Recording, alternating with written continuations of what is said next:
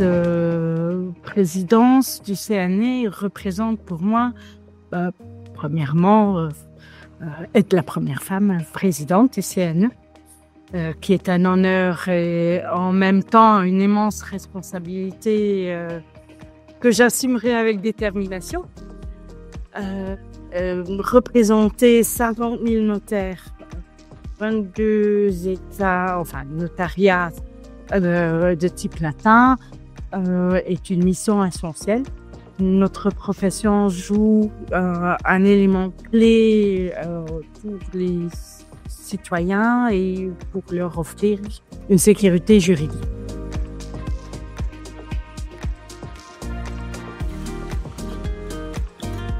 L'objectif, c'est vraiment d'être la passerelle entre la coopération entre les notaires aussi nationaux et européens et promouvoir les valeurs du notariat. Je souhaite également renforcer cette coopération internationale, particulièrement sur la mobilité des personnes et des sociétés, ainsi que la gestion des successions transfrontalières. On verra un peu dans mes priorités que c'est un aspect qui me tient à cœur, surtout dans ce monde globalisé, les enjeux pour garantir la sécurité juridique et la fluidité des échanges est un réel défi. Et en dernier, je suis bien sûr fière de poursuivre l'engagement du notariat luxembourgeois dans le CNUE. Parce que le notariat luxembourgeois est un membre fondateur du CNUE et je suis les pas de mon père qui était président 2 fois du CNUE et donc j'espère pouvoir le représenter indirectement.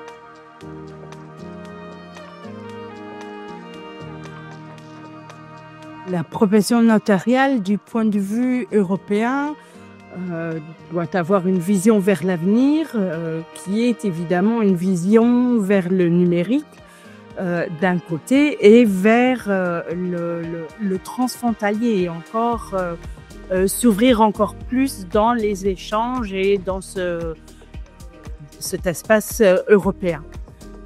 Donc quand on mentionne les défis numériques, on peut penser à l'intelligence artificielle.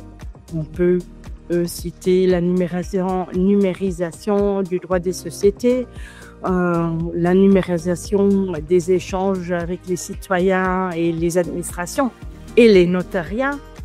On peut rappeler que la sécurité juridique, comme dans une de mes priorités, doit également exister dans le monde numérique. Une des axes de travail du CNE est celui de protéger le droit des citoyens, l'espace européen, dans une démarche plus globale. Et donc, je souhaite engager le CNE résolument dans une démarche vers cet avenir et vers cette transformation numérique et évidemment répondre à tous les priorités politiques qui peuvent encore venir. Je me permets de rappeler qu'au cours des 15 dernières années, nous avons collaboré étroitement avec les institutions européennes pour mettre en œuvre des législations destinées justement à renforcer le droit des citoyens et de bien renforcer les concours transfrontaliers et encadrer la mobilité.